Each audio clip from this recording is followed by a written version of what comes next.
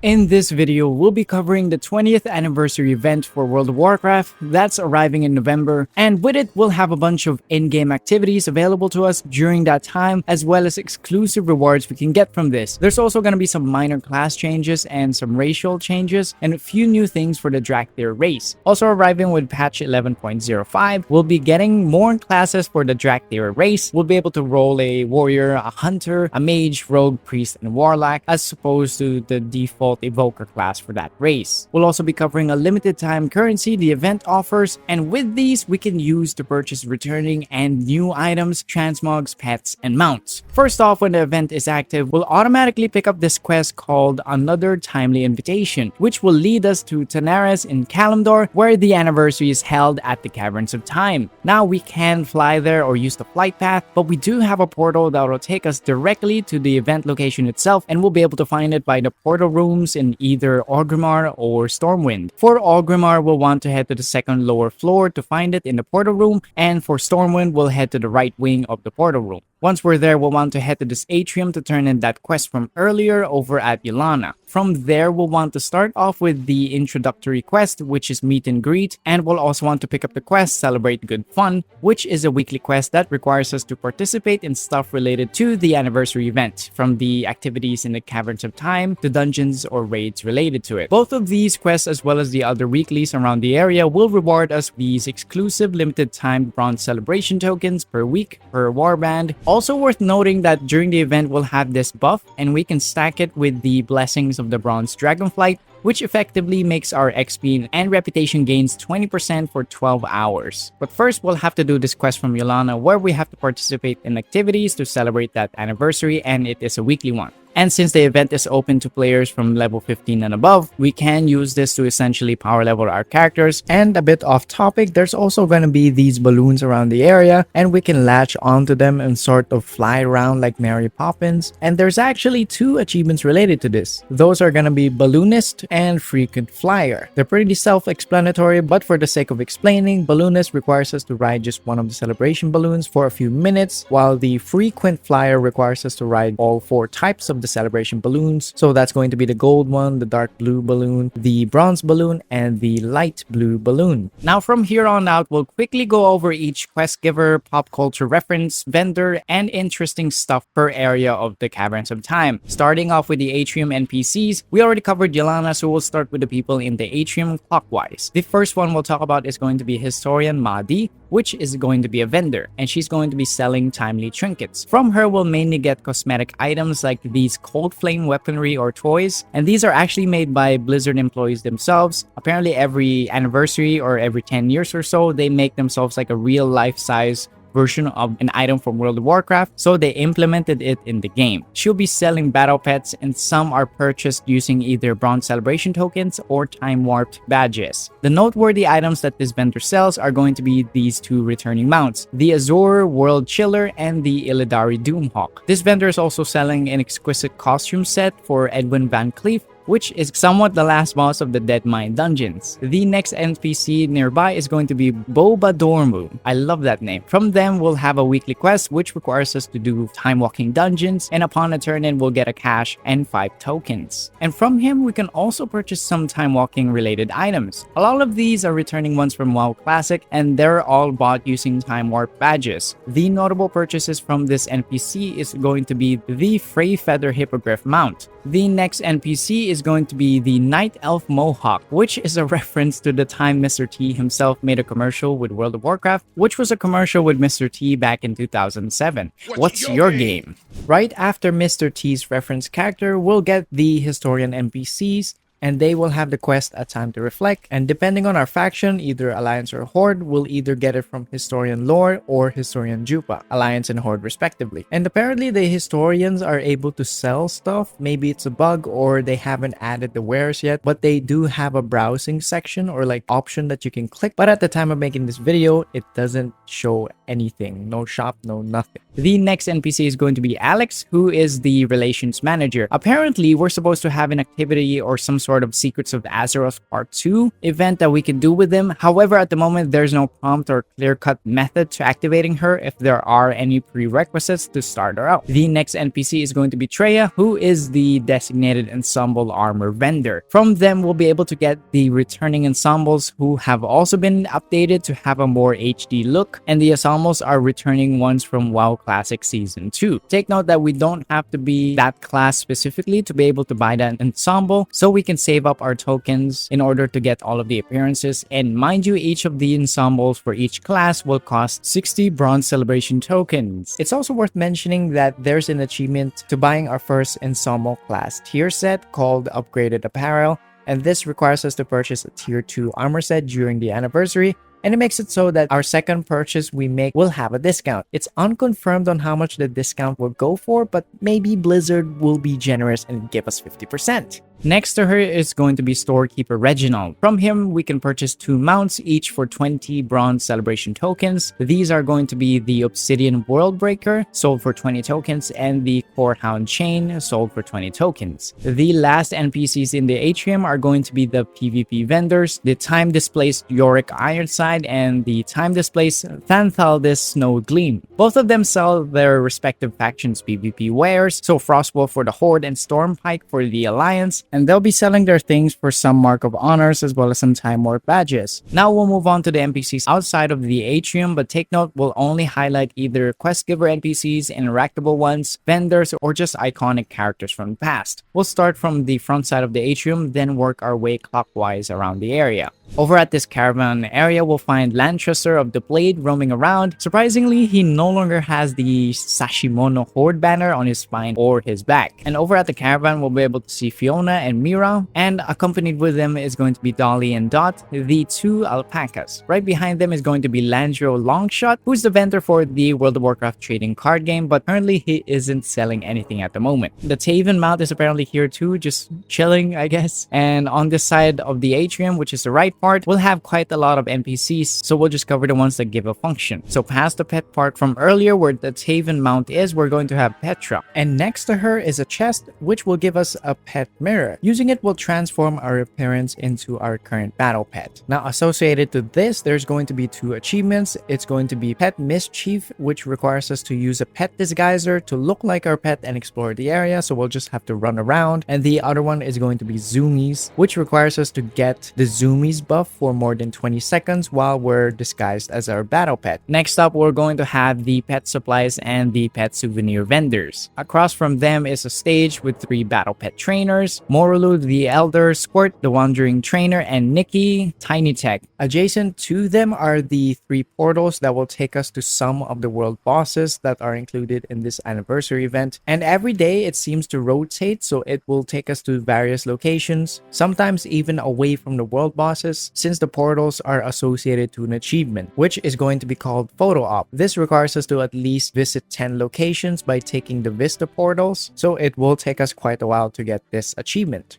Right after the portals are going to be this photo shoot booth ran by these 2 photographers. And from them, we can actually change the background of the photo booth area. Across from the photo booth, we have Soridormi and Chromie. From Chromie, we'll be able to pick up the weekly quest, Chromie's Codex, which upon completion will get a cache of Dark Iron Treasures, which holds an item level 597 gear, and we'll get 5 Bronze Celebration tokens as well. And this is assuming we're level 80. If we are level 70 or lower, this will give us lower tier gear and less Bronze Celebration tokens as the weekly quest. The Chromie's Codex is found under the Dungeon Finder tab, but it is a 20-man party or raid setting. Our first completion of the day for Chromie's Codex will award us with Chromie's Premium Goodie Bag, which has an item level 571 Warp Bound until equipped item, as well as some gold, Valor Stones, or even crests. Lastly, we have the Dark Iron Dwarves located just by the ramp of the right side of the Atrium, and all of them are related to this anniversary's raid event. From Moira Thorison,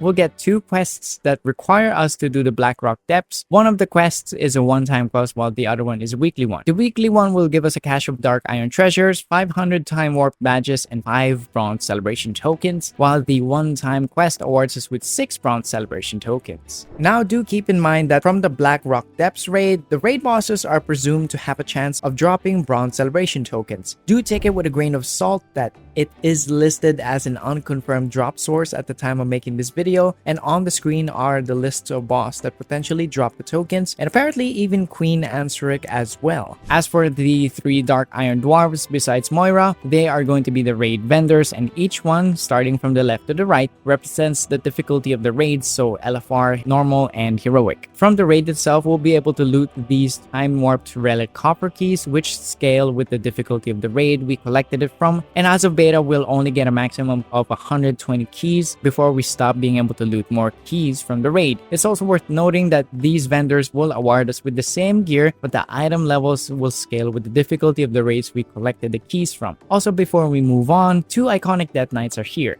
Voltira Deathweaver and Lord Thasarian. Now moving on to behind the Atrium, which is the portal side where we actually came from. The first notable NPC here is going to be Althea, who will host the Fashion Frenzy event that happens once every hour. There's only 3 events and they rotate every 15 minutes in a set pattern going from left to the right. So for example, on the left we'll have Fashion Frenzy, on the middle part is going to be Story Time, and on the right it'll be Mount Mania. With that in mind, every hour we can expect to do 2 Story Time events and 1 for each Fashion Frenzy and for Mount Mania. So that will be 4 events in total every hour. We'll know which event is currently taking place by one of 3 things. The first is whichever area has this subtle ray of light on top of the event. The other one is the text on our screen dictating which event is currently taking place or is about to take place. And the last tell is the announcer himself, who says which event is going to take place, and that is going to be Radovan, the event announcer. Now for the first event, we'll talk about Fashion Frenzy from Althea, the fashion caller announcer. Every time the event starts, we'll be given an overall theme for the show, so it could be an Alliance versus Horde theme, or maybe even the Fell and the Furious, for example. And then the players will be given 2 minutes to prepare for their transmogs for the show. Thankfully, nearby there are these transmogrifiers who help us change into a new look for the event. Afterwards, we'll be given 2 minutes again to vote on who has the better or like the best looking transmog or an overall look that fits the theme given by Althea. There's currently only a single table with 3 medals or badges on it, signifying that at the time of beta, maybe we'll only have 3 voters in total, and each of the voters has about 5 charges or 5 people they can vote for. These charges count as votes, and the top 4 participants for the Fashion Frenzy will be brought up to the stage and featured on their pedestal. And for the Fashion Frenzy event, there's actually going to be 2 achievements tied to this. The first one is going to be called Fashion Critic, which we'll get just by casting a single vote, arguably one of the easiest achievements in the anniversary event. And lastly, the second achievement is called Big Fan, which requires us to vote 20 times. So this one will take us a few turns, but it is still reasonably easy. But yeah, that's the event itself. Now moving back onto the nearby NPCs. Around her are going to be some notable NPCs too, like Soulbinder Tulani, Lil Hoff, and even Taylor and Lillian. We'll also be able to see Stella Gosa and Arcanist Valtroy, who seem to be getting quite along well. Also worth noting that behind the Fashion Frenzy Stadium event, there's another platform with 3 NPCs on it. One of them is a transmogrifier, the other one is a tailoring goods vendor, and the last one is the barber. Underneath the stage is actually Kravitz Laurent, who is a shady book dealer selling scuffed things for some gold and silver. Now moving on to the portal room, we have Carl Goodup, the balloon vendor from Darkmoon Fair. They sell balloons for silver, gold, and also Darkmoon prize tickets. But during the event, they'll also be selling the 20th anniversary balloon chest for 10 bronze celebration tokens. Lastly, in this area, we'll have Grably, who sells us titles. Each of the titles will be 100 time warp badges, and to buy them all, we'll need about 1,500 badges, since there's over 15 titles we can buy from Notary Grably. Now on to the last part of the anniversary's location. In here, we'll actually have 2 events we can participate in, but first we'll go about it from left to right, starting with the area closest to the portals at the back of the atrium. Once again, there's a ton ton of NPCs here, some pop culture references. There's some recurring characters like Harrison Jones. We have Rashad, which is a character back from 2014 Worlds of Draenor, and we also have Lord Walker Cho from Mr. Pandaria. And from across the stadium or the audience rows, we'll see some notable ones too, like Lashk from Battle for Azeroth, Navarog from Legion, and Alphonse Constant. Next to their stall is another set with some notable characters too, like Chen Stormstout, and the legend himself, Leroy Jenkins, who's selling fried chicken. On the next stall to them is going to be the Nessingwari family. We'll have both senior and junior posted up on their very own stall, and right next to the Nessingwaris is going to be Isaac Kadyrov, who is going to give us the weekly PvP quests like Soldier of Time and the weekly World Bosses quest, Timely Gate Crashers. And each of the weeklies will give us some caches of Iron Treasures, which give item level 597 gear, as well as some Bronze Celebration tokens. Now, it is currently unconfirmed if the World Bosses do drop Bronze Celebration tokens. They don't seem to be listed as sources, but this might change in the future, so we'll just have to wait for Blizzard to make the change, or if it's intended to be this way. Now, I mentioned 2 events in the area, and the first one is going to be back in that audience row, and that is going to be story time with Lord Walker Cho. To participate, we just have to enter the area where the event begins. Take note that you don't have to be sitting on the benches or the bleachers to be counted as participating. Every now and then when Lord Walker Cho is telling a story, we'll be given a prompt to either like cheer, cry, or applaud, basically emote during the certain parts of the event. So it could be like when the Lich King arrived, you know, maybe you'll have to boo, stuff like that. Relatively easy event to do. Now, as for the achievements tied to the Storytime event, there's going to be 2 as well. The first and the easier of the 2 is going to be Avid Listener, which will require us to listen to all 3 of Lord Walker Cho's stories. So that's going to be the Heroes of the Scarab Wall, the Tragedy of Thessarian, and the Mercy of Bane Bloodhoof. The second one will take a bit of time since it's called Peanut Gallery. This requires us to react or essentially emote to Lord Walker Cho's story 50 times. On average per event with him, we'll be able to do 3 to 4 depending on the story, but I would generally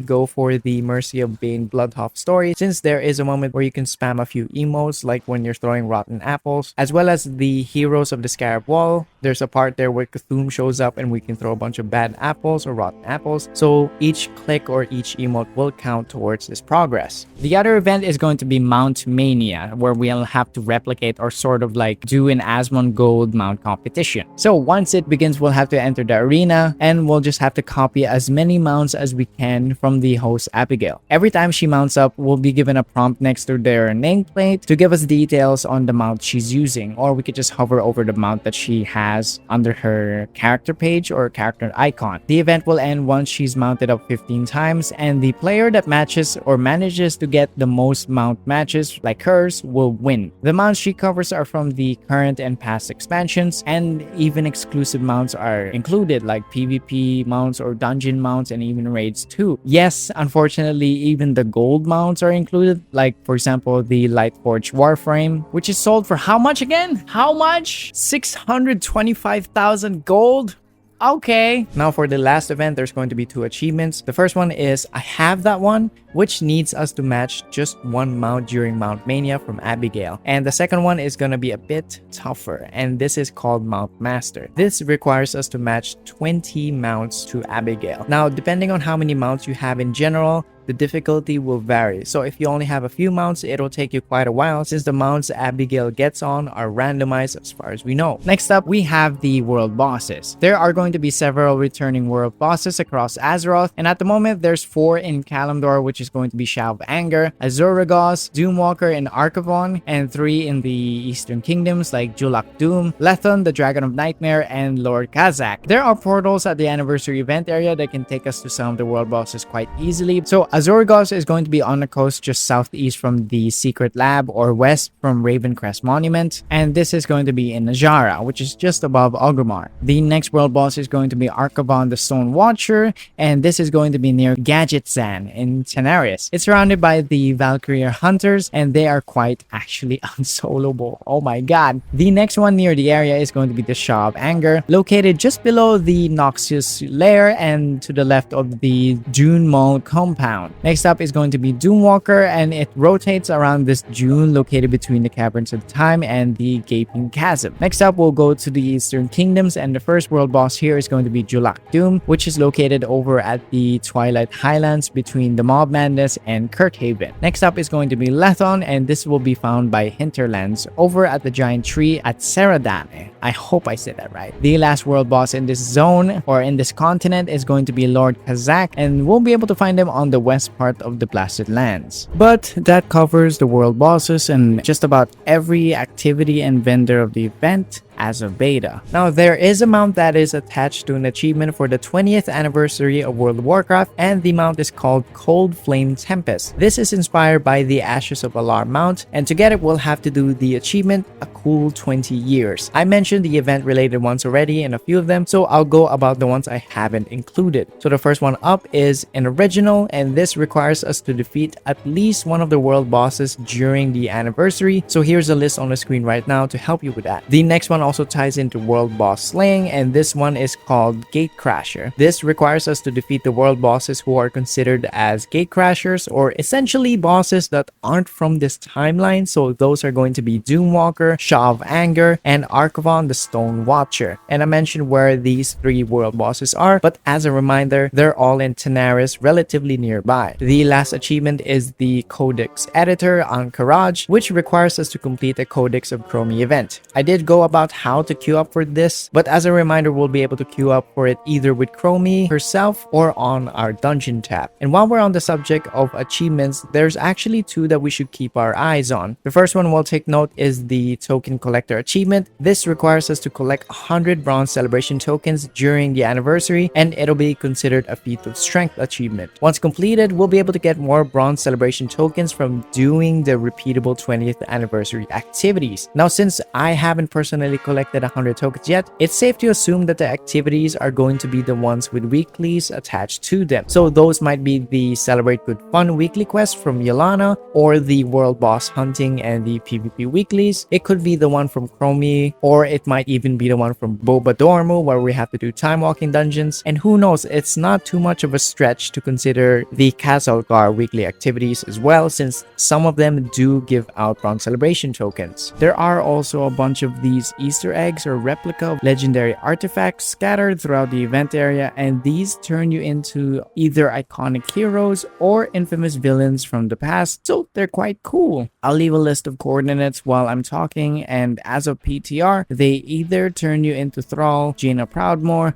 Illidan Stormage, Kalthus, and a lot more. They have a 10-minute buff, and during this you can say one of their iconic voice lines. Some of them give you 2 options, some of them give you 4, but the respawn timers for these artifacts or replicas for them vary anywhere between 10 minutes to a whole hour. Maybe it's bugged or they haven't finished their respawn timers yet. Also, there's going to be these Hearthstone tables in the area. One's behind the Storytime platform and the other is by the caravan where Fiona is. They seem to be functional, but they do require you to bring a friend, so it's not soloable in order to start the game. But that's going to be it for this video. If you found this information useful or you're excited about the event, leave a like and subscribe, and comment down below what part of the event you're most excited for. For the last time, thank you, and I'll see you in the next video.